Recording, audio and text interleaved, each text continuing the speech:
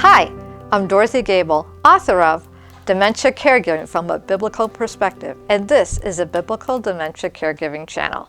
If you found this video helpful, click the like and don't forget to subscribe to not miss out on upcoming videos. Now, these videos are informational only to aid you in helping a loved one with dementia.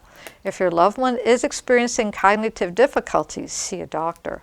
Today I will be talking about how our caregiving can make a difference for a loved one with dementia.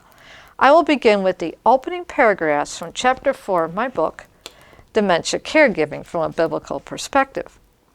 A loved one has dementia and we feel the hand of God directing us to get involved, either as a primary caregiver or as someone who comes alongside to help.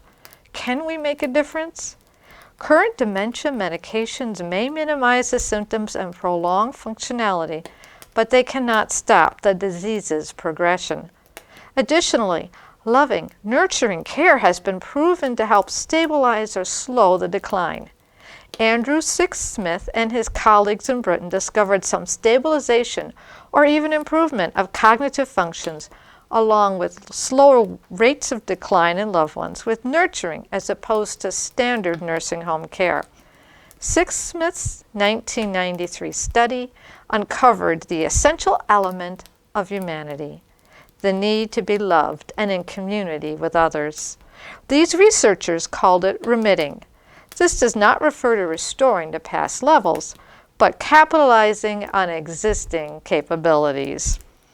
In Matthew 4:4, Jesus said, "Man shall not live by bread alone, but by every word that comes from the mouth of God." People need more than physical housing, provided only with shelter, food, and water. We have a body as well as an eternal spirit, designed to interact with others, fulfilling a plan and purpose, giving and receiving love. Learning how to touch her soul, communicating with empathy, showing affirming love remains the heart of dementia care. As a close relative or friend, we can minister to her needs in a way no professional caregiver can. As her daughter, wife, or sister, we can stay by her side and remember for her. And this is the hope, the silver lining in the midst of facing dementia in someone we love and care for. We can make a difference if we accept dementia's existence and its reality. These diseases are terminal. Our loved one cannot and will not be able to return to the way they had been.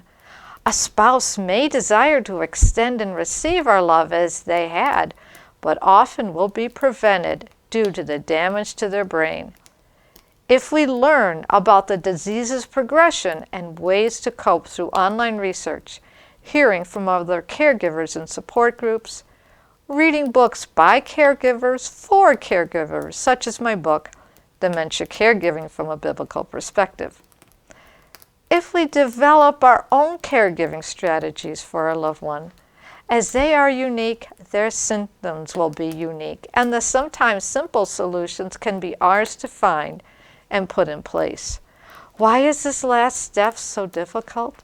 As I explained in an earlier video, dementia's assault on the brain, these diseases degrade and alter the physical makeup of the brain, its ability to correctly interpret images, sounds, and emotions, and to react appropriately has been altered.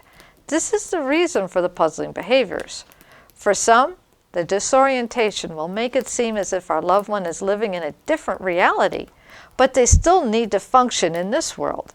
If we can see ourselves as the bridge, the touch point, the way upon which our loved one can in their world get through their day and live well with dementia, that is our new standard of success. This requires learning to think in new ways. I discussed some of this in my last video, The Basis of Biblical Dementia Care. For example, to help my mother get through a stressful period where she insisted she had to go home, I found taking her for drives through our small town helped immensely. This is the type of simple solution we can use to help our loved ones stay as calm as possible. Also, realizing that even if their cognition has been affected, their ability to perceive our emotions might not be.